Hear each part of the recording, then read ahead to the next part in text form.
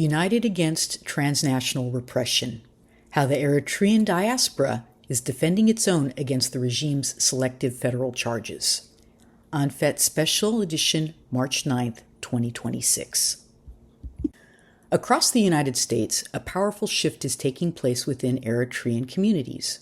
What began as scattered concern has crystallized into a united front, a diaspora standing firmly behind the nation and behind the activists, professionals, and community leaders targeted by the Eritrean regime's transnational repression.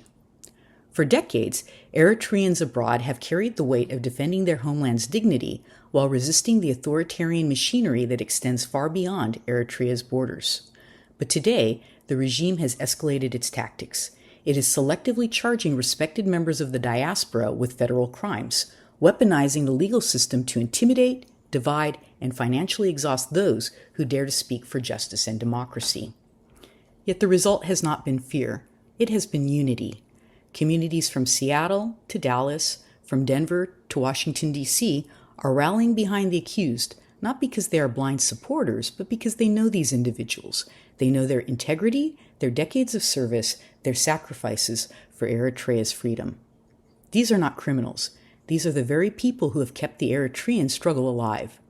And the diaspora is saying clearly, we will not abandon them.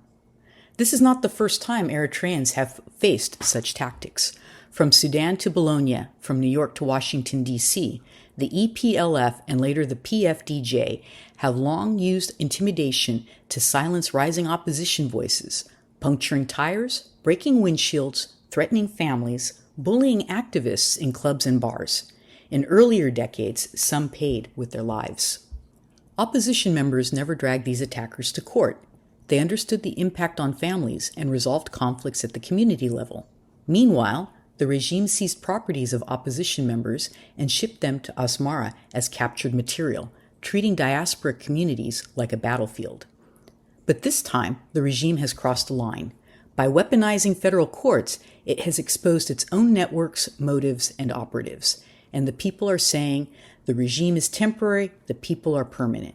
A new force has emerged, the Eritrean Transnational Response Task Force, a coalition of civic organizations, political fronts, legal experts, youth groups, and community elders. For years, Eritreans hesitated to expose the regime's illegal security and financial networks abroad. They feared escalation. They feared community division. They feared retaliation. But the federal charges changed everything. Now the diaspora is not only united behind the nation, it is mobilized, organized, and determined to confront transnational repression head-on. This determination is taking physical form in a nationwide solidarity tour. Dallas on March 28th, Denver March 29th, Oakland April 4th, Seattle April 4th, Atlanta April 18th, Charlotte April 19th, Indianapolis April 25th, Minnesota April 25th, Washington, D.C. May 2nd. Each stop is a declaration that the diaspora will not be intimidated. Each gathering is a reminder that Eritrean dignity is not for sale.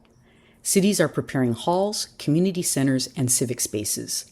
Volunteers are organizing transportation. Youth groups are designing posters. Elders are preparing statements. Professionals are offering legal and financial expertise. This is not fear. This is not fragmentation. This is mobilization. The diaspora is building institutions, legal, political, diplomatic, that will outlast the regime and protect Eritrean dignity everywhere. The lawsuits have unintentionally opened a door the regime cannot close. Depositions, documents, and testimonies reveal the machinery of transnational repression, the intimidation networks, the financial pipelines, the coordinated harassment campaigns. For the first time, the diaspora has both the moral authority and the legal tools to confront this system head-on, and they are using them. The people are united behind the nation. They are united behind justice. They are united behind the targeted activists and professionals who now stand at the center of this struggle. The regime attempted to isolate a few individuals. Instead, it awakened the entire people. The diaspora is entering a new era, no longer reactive, no longer fragmented, no longer silent. It is strategic, coordinated, and determined. This is the message echoing across the United States. This is not a moment of fear. It is a moment of awakening. We stand together.